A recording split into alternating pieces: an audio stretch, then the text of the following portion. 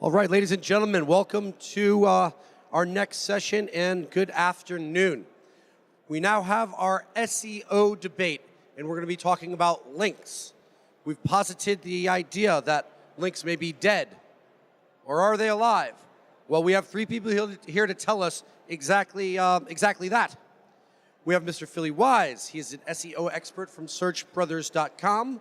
Gino Topini, who's the director of MG Web Studios, and Nick Garner, who is an entrepreneur, founder of Oshi Casino, and been top SEO for as long as we've been running these shows.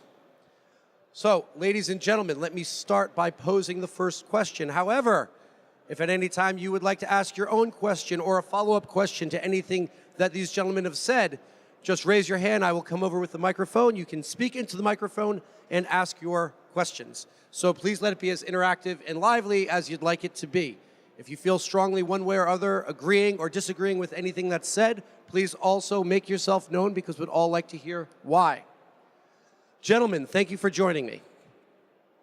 So I'd first just like to hear all of your opinions on the idea that links might be dead.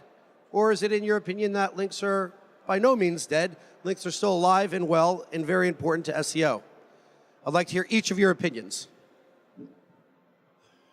Okay, can you all hear okay? Or do we need the guy to turn the volume up? Volume up? Louder. We're okay. Okay, up. I'm hearing up. I'll be way back there. Okay, yeah, so just to give you some history, I've been in SEO for a very long time. I had a marketing agency. I then set up a casino, and I still do an awful lot of SEO. So that's why I'm hopefully fairly current. And what I'm seeing is the links don't work like they used to. And there's a new cycle which has come through, and it's to do with, it goes like this. It's very simple. It is that a website gets auditioned by Google. So you put some links into a website, it gets auditioned, goes onto stage, goes on to the search results. User-generated data, or data on user experience, as it were, is gathered. And we'll talk about this a little bit later in more detail. And then Google works out whether that site is actually something people want, or those web pages from that website. Then, if you put more links in, you might go up a bit higher. And then if the engagement still holds out and everything's good, then the rankings will hold. But if you have a junk website, you put the links in, it ranks, and users don't love the site, and they're not clicking, and the site goes down, put the links in again, the sites might go up a little bit, but basically it's going to die. In other words, the links don't work. It's almost like there's an on-off switch for whether links work on a website based on whether users like the website. So on the question of are links dead, absolutely not. And oh, they are totally dead. So it's just how you interpret that. Gino. Hello, everyone. I'm personally working in the SEO industry since 2006. And I've noticed that until 2 or 3 years ago, links were really important. Indeed, you were able to rank also in a very competitive niches, even with a junk website and lots of links, tons of links. Now things are quite changed, and my personal opinion is that links are still really important. Is a bit harder than in the past to spot good links, but nowadays you cannot rank with, as Nick said, with a junk website. You need to think to the user, you need to think to how to satisfy the user. You need to think about how to offer an amazing user experience. And then only if you have both of them, so user experience and links, you can you can think to achieve a great ranking. Fili? Thank you. Hi, guys. So I come from a time where I was actually penalizing websites for having the wrong links while I was working at Google. So I can tell you, for Google, links are important. They still are. Now, what the gentlemen next to me have described is very much user experience marketing. Your website ranks because it's good for users. And the user signals that your website generates in the Google search most definitely are a key factor to your rankings. Does that mean that links are dead? The answer to that question is simply no. Google still loves links, but not for necessarily what most people are focused on, which is PageRank, but they love it because of discovery. They love to discover new content. That's why for Google, links are important. For us and for our users, links are also super important. Without links, people can't navigate your website or can't get to your website from another website. We have to keep in mind that the World Wide Web, as we know it, exists because of links. Hyperlinks was the invention that made the World Wide Web. And just to give you an idea how relevant this is to in wording, World Wide Web. The web part stands for the links. Yeah, without the links, there is no web. Hypertext, hypermedia was already there in computers. It was the hyperlinks that connected everything. Now, hyperlinks come in many, many, many different formats. Some of them being like normal textual links, as you may be used to. Other ones are banner links or other types of links. But links remain important, both for Google. They do still have PageRank internally, but it's just not that important anymore for the algorithm, for the ranking algorithm. It's mostly important for prioritization of crawling, discovery of new content, and those type of things. So I'm assuming we're mostly talking about links pointing into your site at the moment.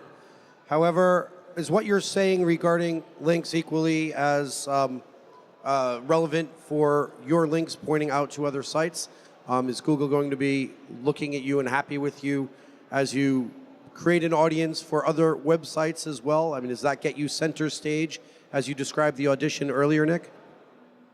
I've got to say, I only picked up some of this, but I just want to go back to a point earlier.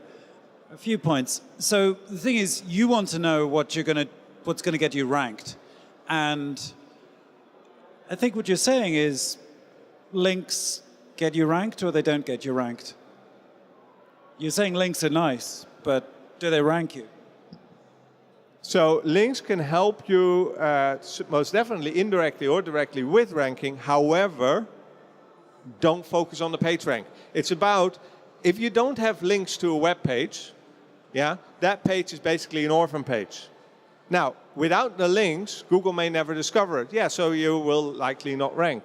Yeah, having a link makes it possible for Googlebot to discover that page and also attribute how much value do you put into that page. If you have only one link on your entire website to that one page, Google has to determine you probably don't find that, that particular page that important. So from a crawl prioritization point of view, Google still uses links as a way to prioritize crawling, to find new content, and stuff like that. So it's not necessarily, that's more an indirect than a direct ranking factor, if you know what I mean. Because if you can't get crawled, you can't rank. You can't get indexed, you can't rank. And links still play a role in the discovery process, as well as in the prioritization process of crawling before the actual ranking takes place. So are you suggesting that an internal link is just as valuable as an external link?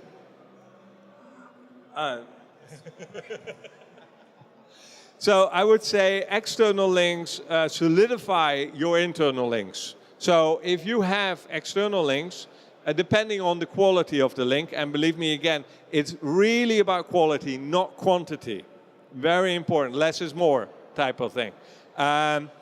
It's really important still. But yes, the external link can basically solidify the trust that you're placing in your own content from an internal perspective.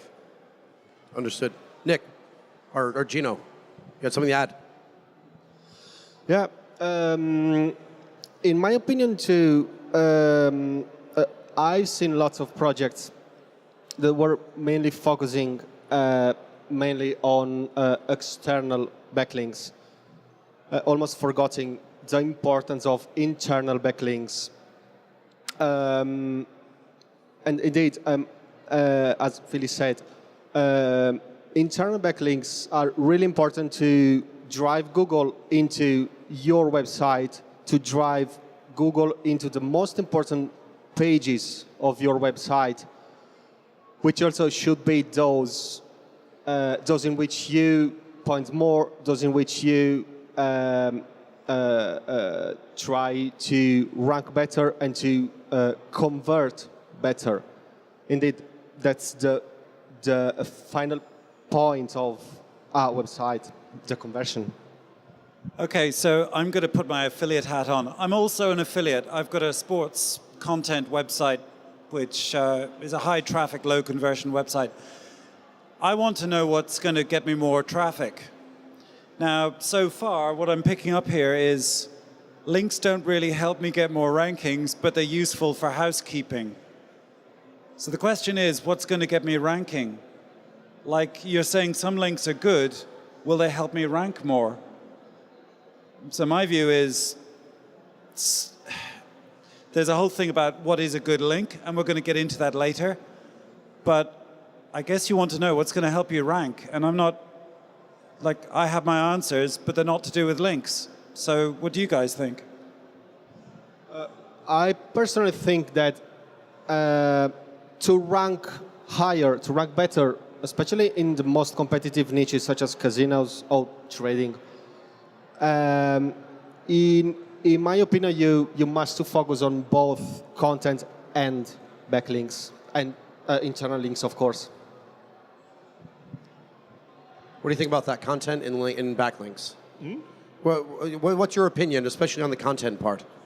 Yeah, so so answering the question earlier on, are links dead? The answer is absolutely not. Now, when we're asking what makes a site rank, user signals are one of the signals, but user signals or content isn't the only thing. What we're really talking about is managing expectation and having a unique sales proposition.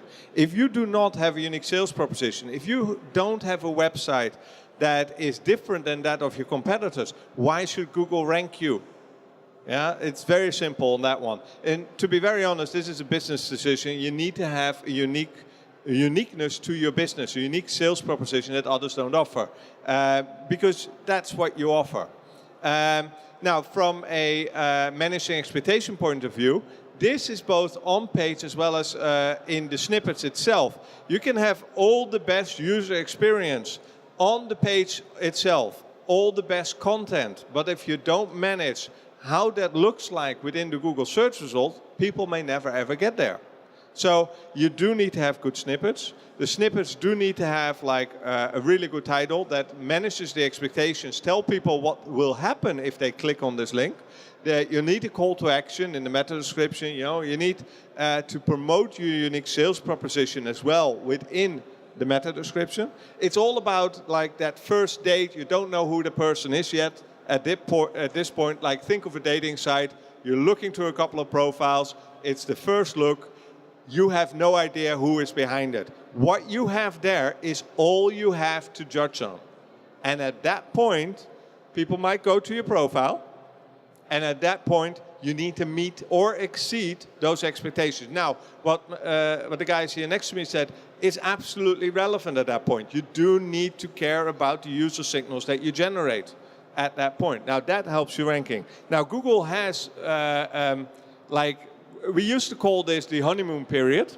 That was when you look at, when you have a new website and Google sees it for the first time, they will try to rank you for the relevant terms that they have detected based on your content and potential links that you already have. And they rank you for a period of time.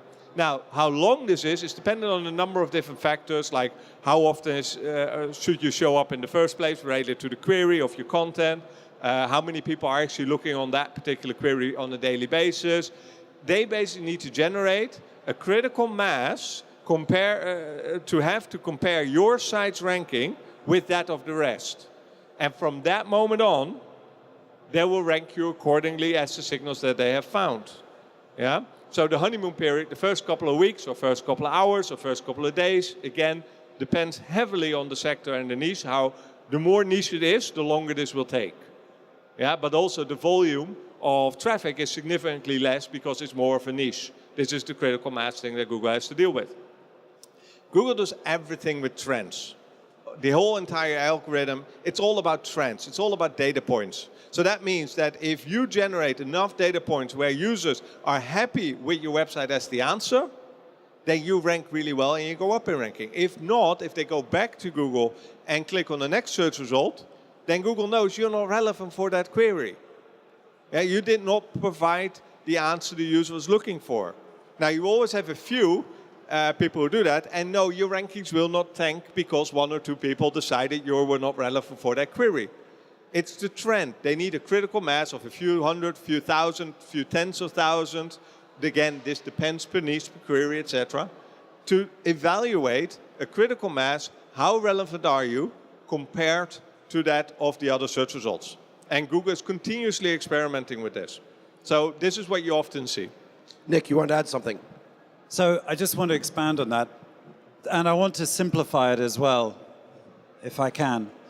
So there's a very good document called Google Quality Evaluator Guidelines, which we know. And it's a template for what Google think a good website is. So if you search for Google Quality Rater Guidelines, that's Google Quality Rater Guidelines, you'll find a manual that Google put together for search evaluators who are judging the quality of a website.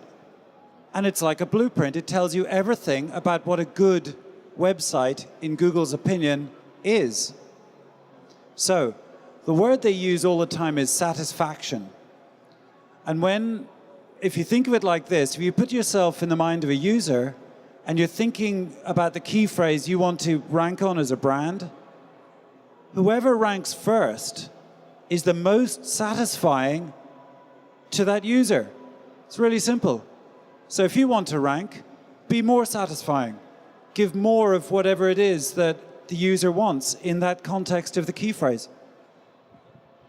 I do have to add to that. You're right on that Google uses that document, the search quality guidelines, the search quality rater guidelines. It's basically rater guidelines. But you have to keep in mind that that document is actually used to determine relevance to a query.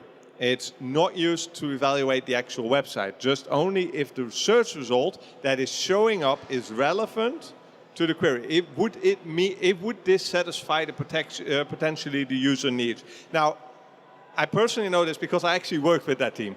So when I was in Google. So I really know that don't depend it's a good document, don't get me wrong, it's a good read.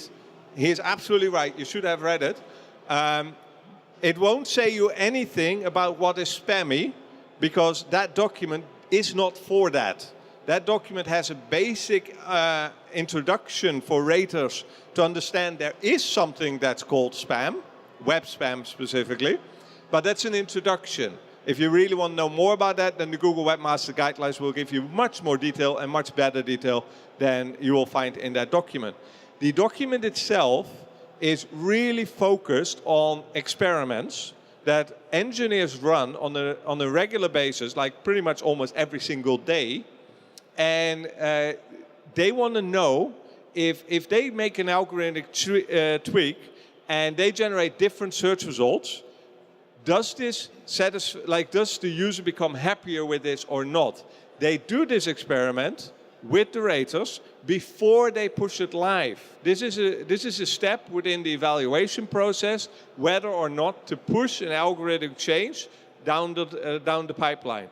But that is before they actually push it live to additional live test it on a very small slice of traffic. So say 0.001% of Google.de traffic or Google.com traffic would suddenly get this particular algorithm.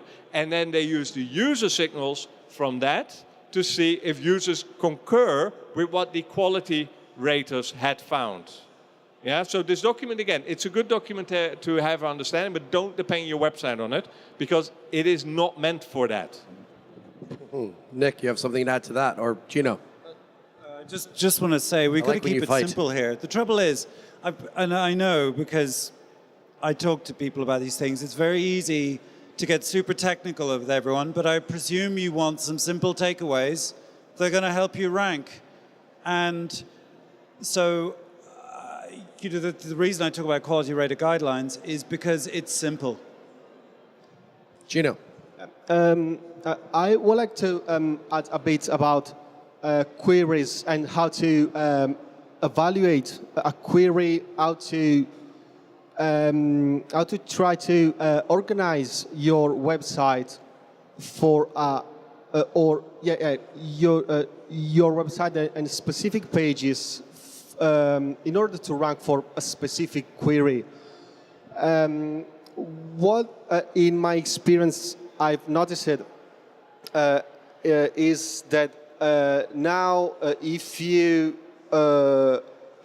try to rank for a hard query, you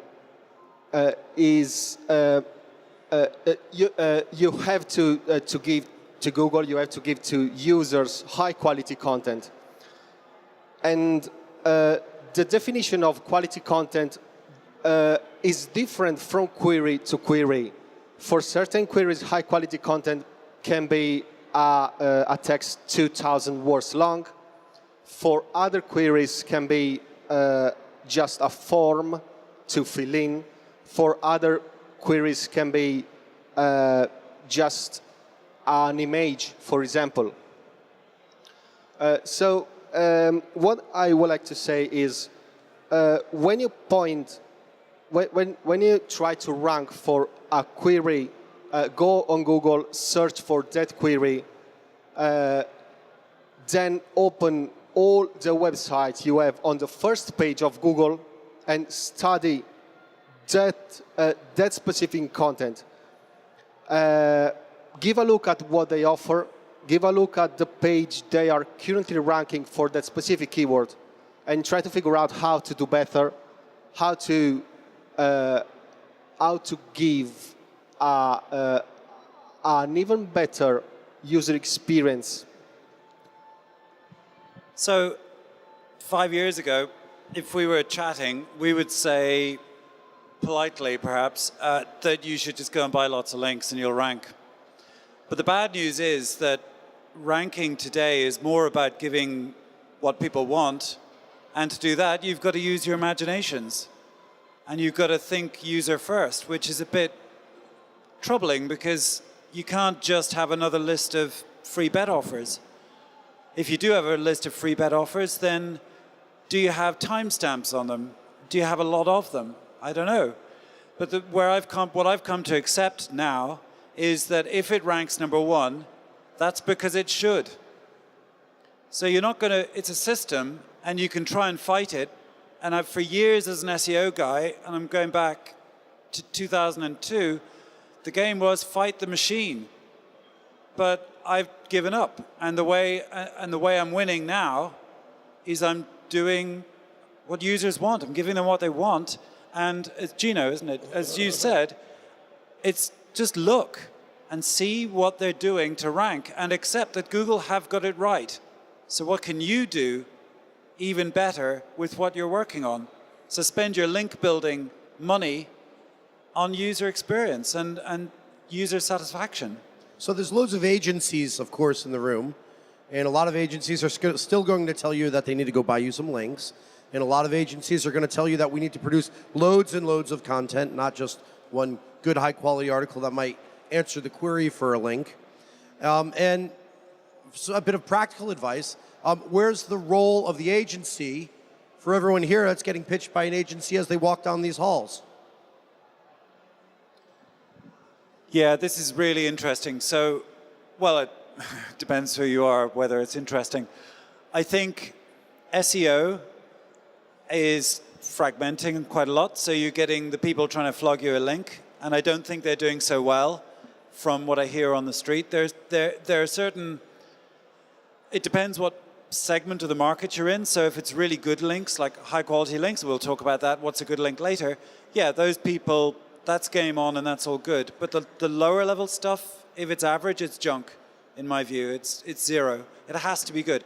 But that aside, what I'm seeing is SEO in general becoming more about the business and working with the business and working with what they're actually giving people, the website stuff, more than just being a separate unit that buys links and then you rank. So SEO could be very separate. Now I think it's much more integrated, which is why the businesses that are more consultancy-led, I think are doing much better these days. And I think you're more consultancy-led as a business. Yeah, so that's true. I'm basically a consultant as well.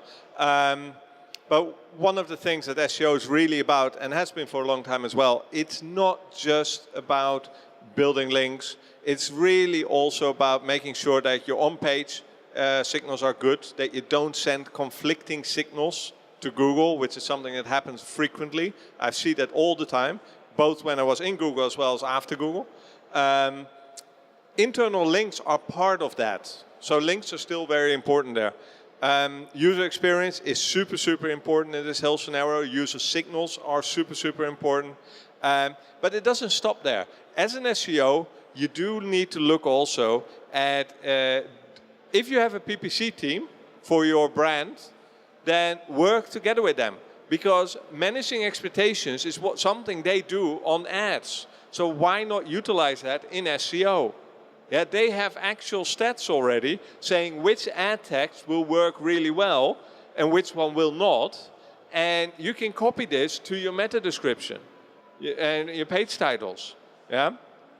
When we're talking about SEO, we're really talking about making our website accessible and understandable for Googlebot so that Google search can rank our website accordingly. Now, we do this by reaching out into the world and promote our website. These are the external links. We do this by optimization, but most of all, and this is also a very important element in the end of SEO, is conversion tracking. Because in the end, in the very end, we are not in the ranking business. We are in the conversion business. You can rank as high as you want, but if you're not getting any business from that, it's basically wasted. Unless branding is the reason for your conversion. Like, it depends on what your conversion metric is. Branding, you know, you have these big soft drink companies, for example, where you can't buy a single can of their soda online. They do it pure for the branding. Now, that is fine. That is their metric. But for most of the other businesses, it's not branding. So we need to keep in mind conversions are important as well. And we need to think of that also when we build links. I think it's very, very, very important to build links with the eyes on conversions. Gino, you want to add something about conversion? Yeah, in my opinion too, conversions are the main goal we need to reach. As, of course, if you rank but get zero conversion, you get no money, you have no money to invest in other stuff. So while doing SEO for a website, you must be good in different stuff. In my opinion, an SEO today, especially if you do SEO as a one-man band, you must be good in PR, as you may need to talk with other people to try to acquire links. You must be good in statistical, as you have to analyze analytics data. You must be good in technical stuff, as it's really important to analyze crawling logs, for example. And of course, you must be doing psychological, as you have to try to understand what your users are looking for and how you can convert that visit more, so you can, at the end of the point, you can earn more money from your visit. You know, it's funny, as I listen to this, it sounds like the landscape is perhaps more competitive because everyone can participate in the activities you're talking about, but perhaps less expensive, whereas before, back when maybe you started in the business and you were doing the SEO, Nick, you had to buy lots of links. You need budgets of 10,000, 20,000, 50,000 a month for link buying. In a world where there's not necessarily the same benefit in going out and buying all of those links, does a smaller webmaster get to play in the big boys game, and is it possible to rank and ultimately convert, spending very little money? Right, so the money's just shifted to different places. If based on the idea that user satisfaction, i.e. a website that delivers what people want, is the thing that drives rankings, along with good housekeeping. So all of the technical stuff you got to do, but you know, that's easy. You go to Webmaster Console and you go to Moz and whatever. That stuff's straightforward in that it's all there. You just do it. But the bit about making a website appeal to somebody, that's a little bit of art and a little bit of magic. And it's also about the fundamentals of your business and about how you're helping somebody. So back to the question about, do the big people win? If you're talking about online casino, where everything is all basically the same, if you work on the basis that it's people clicking on stuff that drives rankings, or largely drives rankings, accounting for all the housekeeping being done, everyone's got the same housekeeping, but it's now down to who's clicking on what, then big brands get more clicks, they're going to rank better. If you're a smaller person, if you're a smaller player, you can build a great niche on something really random like fruit machines, for example, because people sometimes call slots fruit machines, or some kind of niche within free bets like Curacao sports books or something like that. And once you start to get that engagement and Google has trust in you, and then you start to make more money out of it because it's working for you and the user, then you can start it spreading outwards, left and right, into Malta bookmakers, or, I don't know, pink slots, or slots for women, I don't know, niches. But the thing is, it's fundamentally about what you deliver to people, what they want from you. And that's why, going back to a theme which we've all said, and we're going to say it once more, go and look at the rankings that you want to be in, see who ranks number 1 all the way down to 10, and look at the relationship between 10 and 1, and see what the difference is. What does 1 do really well that 10 doesn't do so well? And when you know, that's your answer. Go and do better than number 1. It's really simple. It's hard to do. It's really simple when you think of it like that. And do your housekeeping. Go ahead, Gino. Well, I think... my opinion is that, especially in really competitive niches such as casino or trading again, those who have money, those who have lots of money, not always win, but it's much easier to rank better and to get the big piece of cake. This is what I've always seen during all those years. The secret for small businesses, for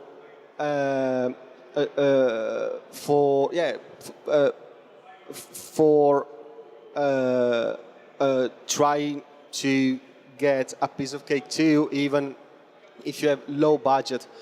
The secret are niches. There are lots of niches out there that are still untouched or almost untouched. If you, how to find good and profitable niches. There are lots of software out there. Just go on Google and search how to spot a niche or software to find a niche. There are lots of software you can use to have a first idea of what kind of niches you can try to attack. After done that, of course, you need to review manually those niches. You need to try to figure out if they can be profitable or not. And this is a step you have to do manually, because of course we can have a better point of view than a software. So basically, this is to say that even if you do not have big budget, there is still a lot to do, and niches is the good path to follow, in my opinion.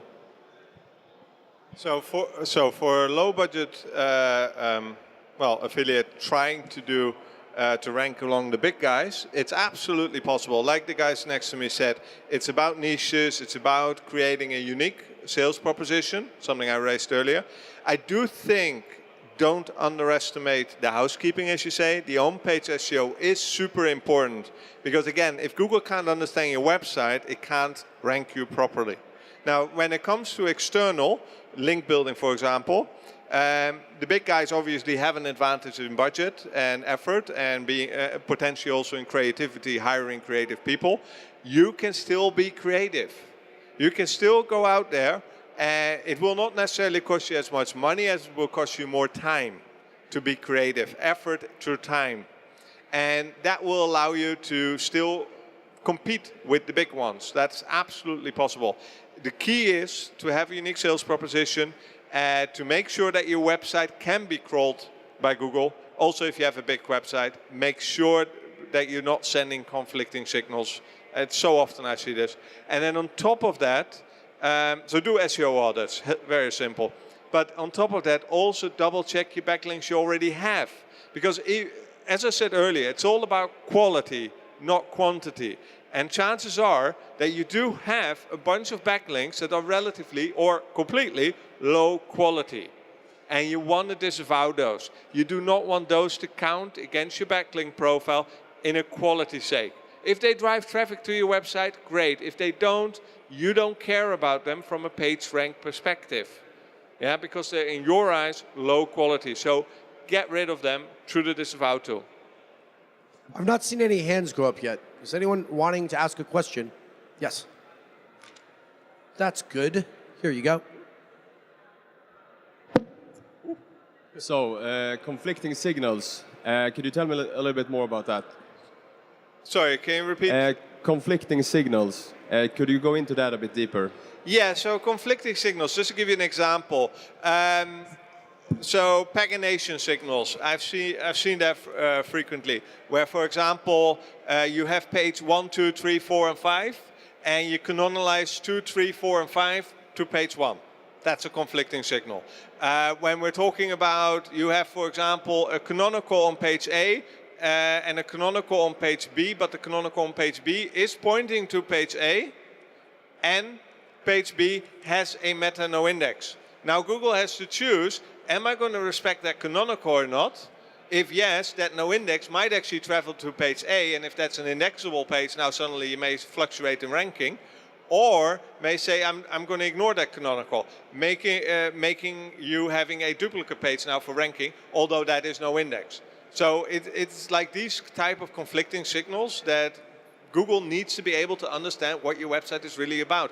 If you have server errors, like you frequently have server errors like 500 or other things, Google doesn't know if your server can handle the load of the traffic it sends you, so it starts to rank you less.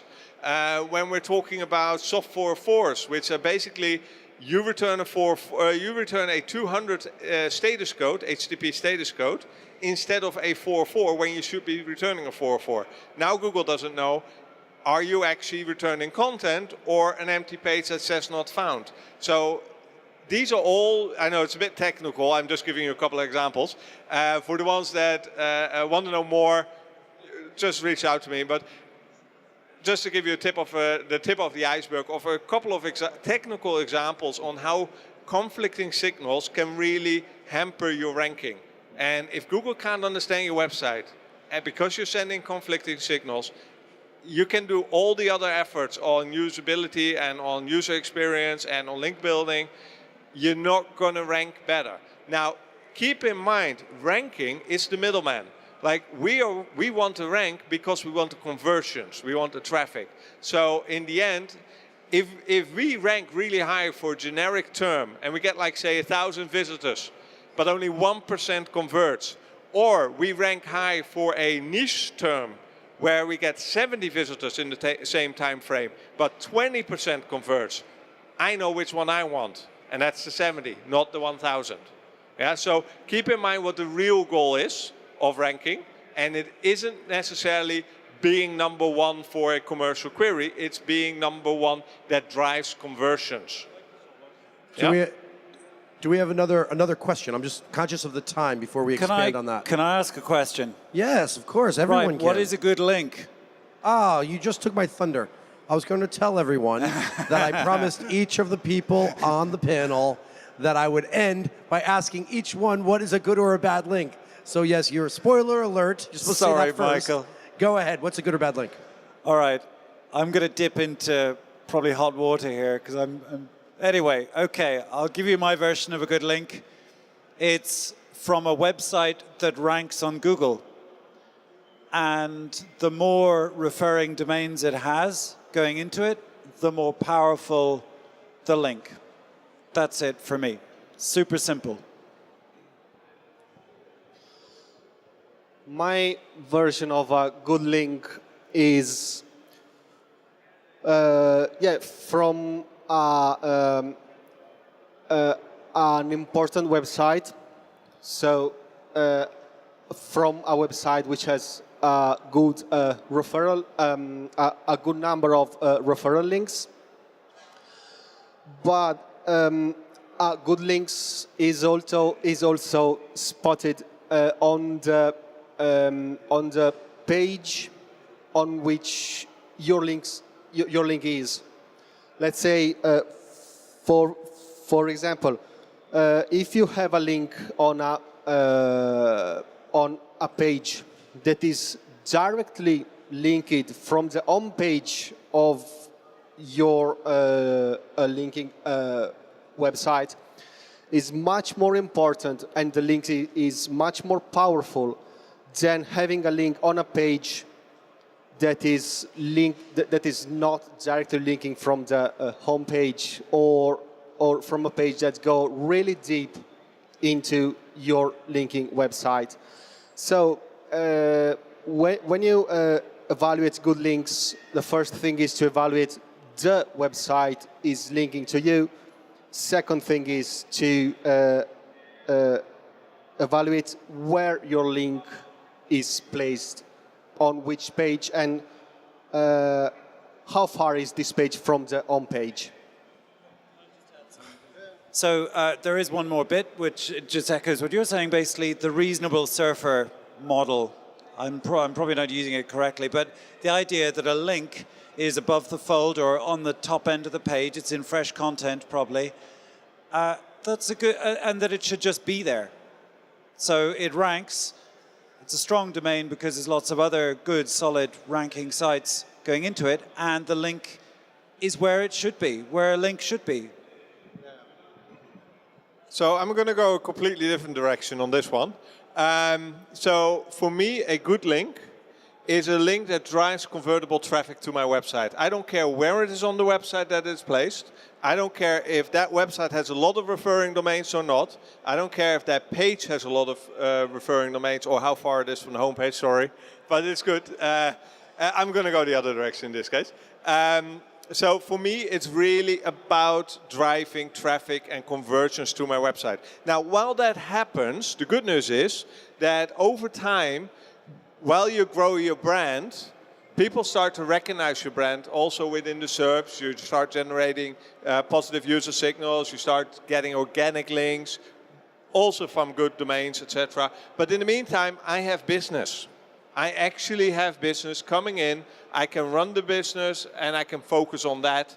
And the other links, they come later. Now, what's a bad link? A bad link is it doesn't drive convertible traffic to your website. So if you spend money on building a link that doesn't drive convertible traffic to your website, then that's a link waste. It doesn't matter if it's on the home page. It doesn't matter if that's on like a deep page.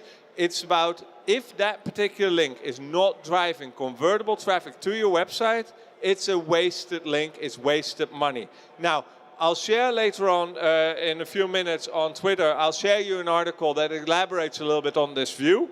So feel free to keep an eye on Twitter on the hashtag, which I'm assuming is BAC or BAC 17 or BAC 2017. Yeah? Finally, Right, Nick. so just for the sake of discussion, I've got a really nice follow link on blah blah blah porn.com. And it's in a really toxic neighborhood. I don't want porn sites linking to me because they're toxic. But I get a ton of traffic and, randomly, well, I've got a gambling site, so it converts. But it's a follow link. Is that a good or a bad link? Because you said disavow bad links from toxic neighborhoods. Surely that's toxic. It can be, it depends on. So okay, so here's the thing. I don't care if a link if a link passes PageRank or not. Yeah, I'm not focused on the PageRank. So in doubt, if it's a scenario as you describe, you probably want to disavow it, just for the sake of not being counted in PageRank for the algorithm. That having said, I still want that link because it drives convertible traffic, as you say, to my website. So I want that link. That link is important to me, but not because of the PageRank, but because of the conversions it drives to my website. And I'll give you another example. From a non-toxic environment as well, just to give you another example, where I also would like that link. So say, for example, you're in the business of payday loans or similar types of loans. If you can get a link in the main menu of a newspaper which doesn't compete with your business, so in other words, you can look for partnerships, with other businesses that are not competing in your business, but have a similar or the same audience. Now, the porn site is one example, but for example, in this case, if a newspaper has a certain type of audience, and that audience also happens to often close or look for loans or payday loans or something along those lines, I would go there and see if I can get a link on that website. Now, I would try to make it no follow because, again, I don't care about the PageRank. I care about the actual conversions that brings into my website. So I want to connect and reach out to my audience who is elsewhere and connecting with me by having a partnership with another business that is not competing with me, but we can supplement each other. Okay, final comments because we're just running out of time. So quickly summarizing. I would like to add stuff. In my opinion, it's good to get also links that not directly bring me conversions, as this type of link can help to increase the trust of my website, especially if the link comes from a really trusted source, such as, I don't know, the BBC website, for example, if it were possible. Even if this link brings me zero or almost zero conversion, I would be more than happy to get it, as it's give me a terrible boost to my to the trust of my website. And then just a quick precision.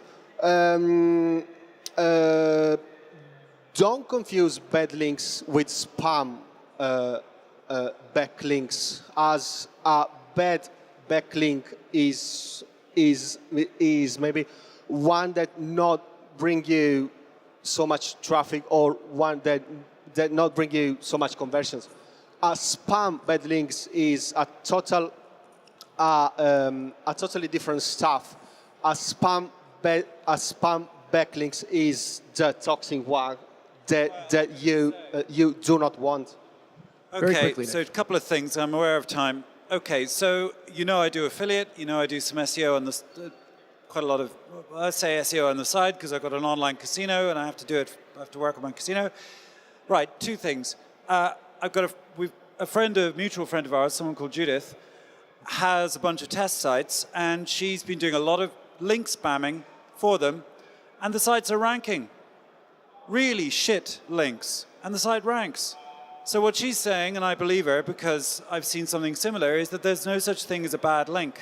And there may be, and I don't know. But the other thing I want to say is SAPE. If you want to go black hat, SAPE is very effective. SAPE, Russian Link Network. Treat with Care works very well. There are lots of ranking sites that you can get links off. But the most important thing of all is that the correlation between ranking and links is so weak, you're down to maybe 10% correlation or even less. So just so you know, I did a download of SEMrush, top 30,000 ranking sites on their database. I then compared it against the Majestic metrics, used an Excel formula called correlation, and the correlations were around 5-7%. So go figure. And the figure is, there's very little correlation. None of us are really telling you, go links, links, links. We're saying user engagement. I think that's all we have time I'll for, just unfortunately. wrap Phil. it up Okay, in go like ahead. 2 sentences.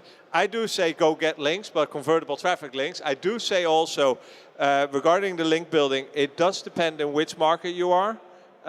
English market versus, for example, Swedish, different story on the value of and the weight of links within the algorithm. So just to give you a quick heads up. A whole I new just can shared of the worms. article. I just shared the article on Twitter, so you should be able to get there more info if you want it. So you're opening a whole new can of worms. It's like when you watch a TV show and at the very end there's this massive mystery that you have to come back next time and hear about. Ladies and gentlemen, a big round of applause for Nick, for Gino, for Fili. We promised you a debate, and we certainly had one. Thank you, gentlemen.